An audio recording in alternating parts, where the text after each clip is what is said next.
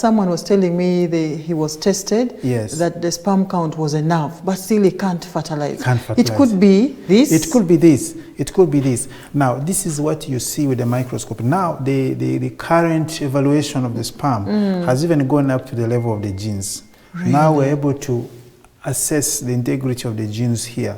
So sometimes you find the sperm is actually completely normal like this, but has damage of the genetic material.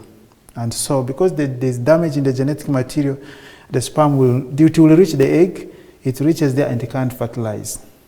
Yeah, so that also happens, and we're seeing them. Okay. Yes.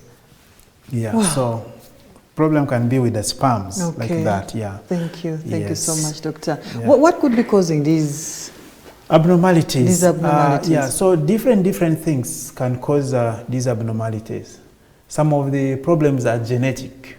They're inherited from parents. They are inherited from parents, and they go on, and then they come like this. Some of this because of course, basically, these are problems which affect the formation of the sperm. So it can be genetic defects, or can be some problems like drugs. Actually, drugs like which ones?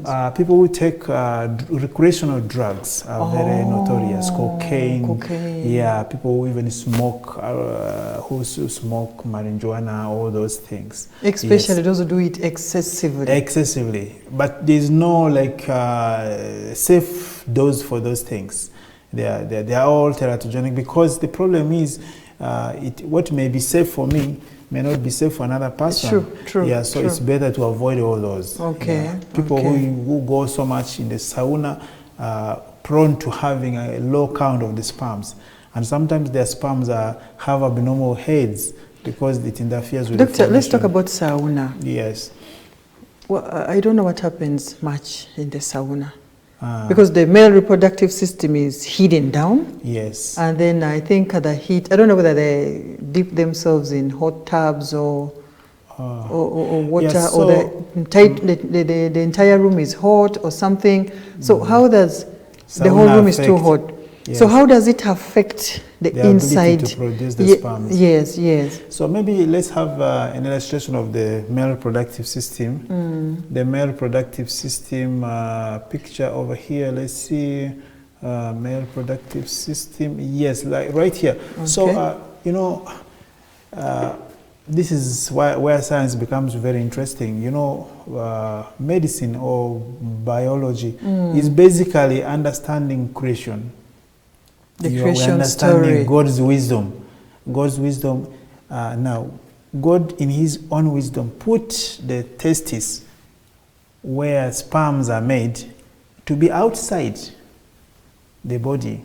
And that's for a reason, because the required conditions for making the sperms, one of them is lower temperature in the testes. Okay. It has to be at least about 2 degrees centigrade lower than the body temperature. Okay. So it has to hang out.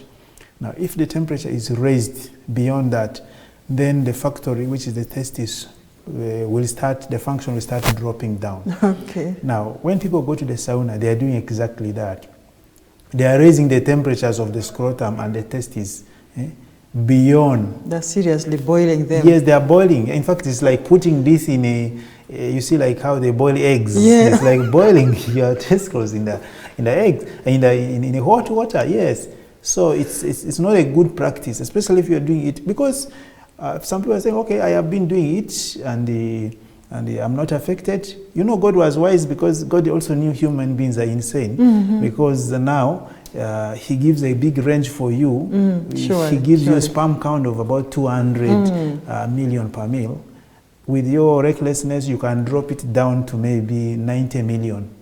Imagine. You can still function, yes. But you know, God is forgiving you there. But if you are very unlucky and you started with 50 million and you drop it down to 5 million, you are already in trouble.